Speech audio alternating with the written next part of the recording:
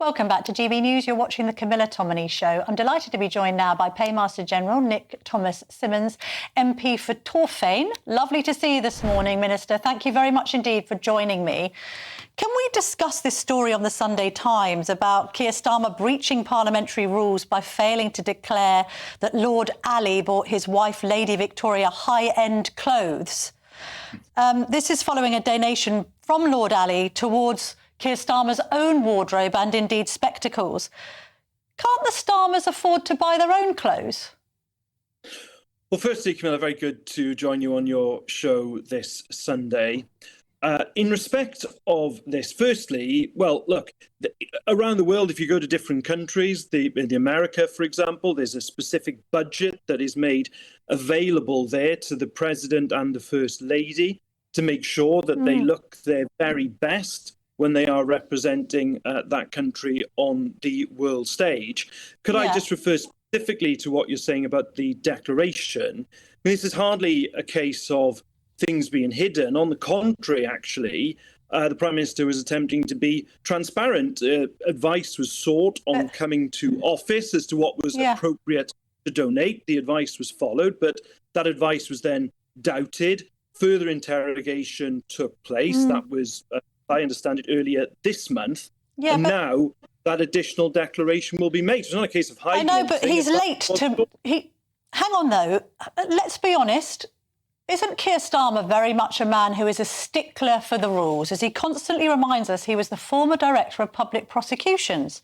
In fact, during Wallpaper Gate, which is still fresh in the memory, in April 2021, he said to the then Prime Minister Boris Johnson that he should be aware of the rules, that he should know that he has to declare any loans or credit arrangements or any donations to his political activities within 28 days.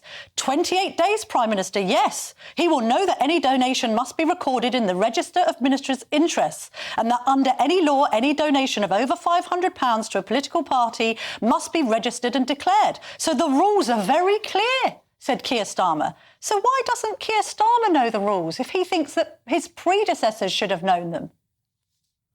Well, firstly, there's absolutely no comparison between Partygate and what happened there with Boris Johnson and Wallpaper Gate. Donations to wallpaper. It's no different than donations to wardrobes.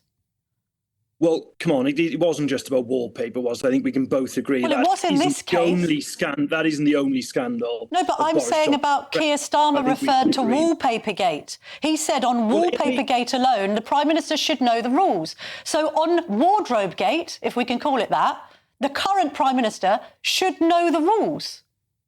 Well, he did know the rules about 28 days, and that's why, when he came to office, he sought advice immediately about what to declare, followed that advice, but then doubted it, subsequently interrogated it, again sought out further advice, and has now made the declaration. But that's twice actively seeking out advice as to what the appropriate declaration should be.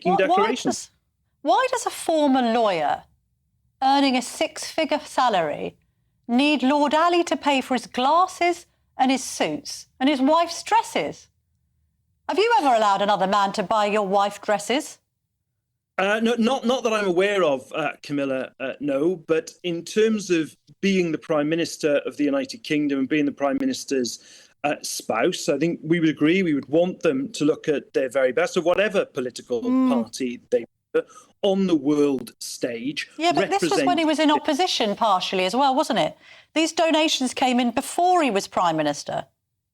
And then, to make it even more worrying, you've then got Lord Ali having been given this number 10 pass. Why else would he have been given this pass if it wasn't as a thank you for some of these cash gifts? Well, to your first point, when the Prime Minister was the leader of the opposition, he's still holding a senior public political office, and obviously he was aspiring to be the Prime Minister and to represent our country on the world stage. To your second point, Lord Ali is a self-made millionaire. He's a long-standing donor. That's a matter of public record to the Labour Party. But he's someone who's been a member of the House of Lords since 1998, has a substantial record of public service in that time, over 25 years in the House of Lords, and was, as I understand it, given a pass for a short period of a few weeks for the transition. But he is somebody who's been in our Parliament for over a quarter of a century. I mean, I'm somebody who's on television every week. I pay for all of my dresses myself. I don't quite understand this. And I think the public will look at it and think that it's hypocritical, because in the same week or two, we've had news that the Chancellor, Rachel Reeves, who earns £160,000, has claimed £3,700 back over the last 5 years to pay the energy bills at her constituency home in Leeds. You've got Lord Ali giving the Starmers thousands of pounds worth of clothes and spectacles, while you're taking the winter fuel payment from almost 1 million pensioners.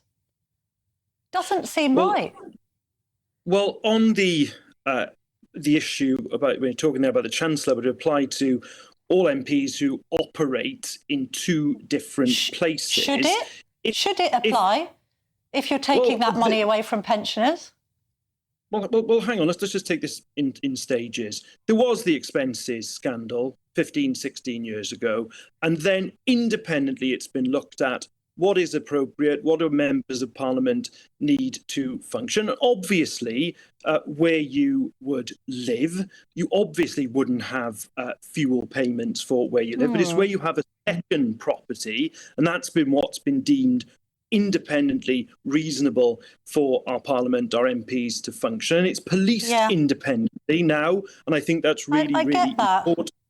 But to your point about winter fuel and the means testing of winter fuel payments, that isn't a decision we wanted to make. It isn't a decision we expected to make. It's a decision we've had to make in the circumstances in which we find ourselves. Well, you've made the decision. £21.9 billion. If we do not deal with that black hole, and this is not a future theoretical thing in this financial year, these are choices. These are all choices, aren't they? I mean, Rishi Sunak was right to say to the Prime Minister, I think in Prime Minister's questions last week and the week before, you've made a choice.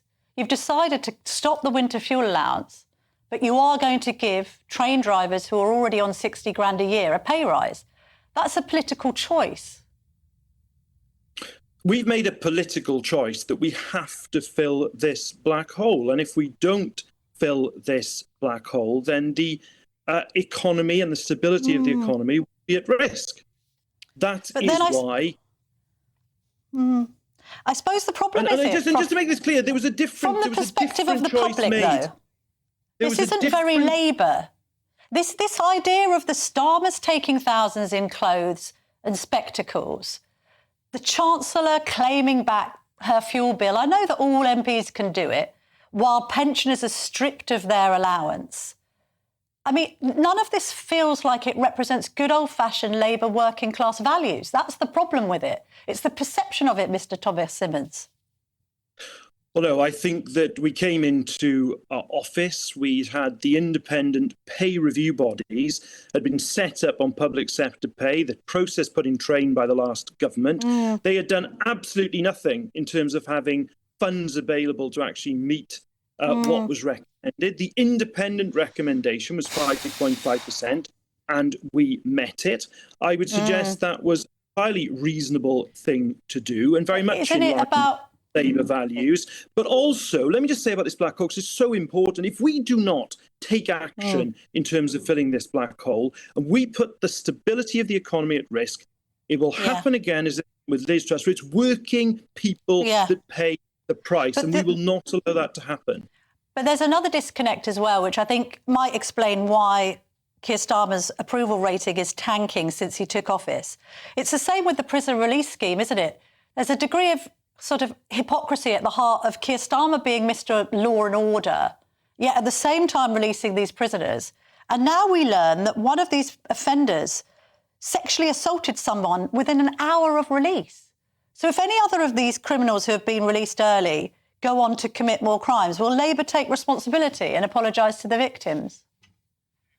There were no good options on prisons when we came to office, Camilla, because if we hadn't taken any action and carried on as the previous government did, you'd literally have had a situation where judges would not have been able to send serious, violent and sexual offenders to prison because there would have been no places for them. And I'm sure you can appreciate the extraordinary risk to public safety that would have presented if people would have known going to prison they wouldn't be sent there. We were left with an absolute shambles of a position, frankly, where the prisons were bursting at the seams. Again, we've had to introduce the situation where prisoners are released at 40% of their sentence. We're excluding from that people sentenced for violent offences for 4 years or more. Those sexual offenders, domestic abuse offenders.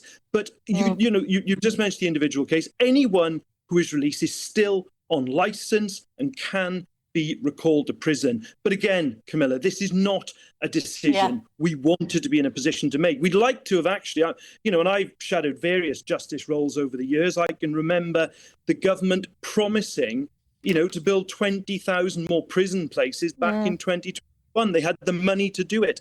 Their own ineptitude, they didn't build the places. Had they done so, we wouldn't be in the position we are today.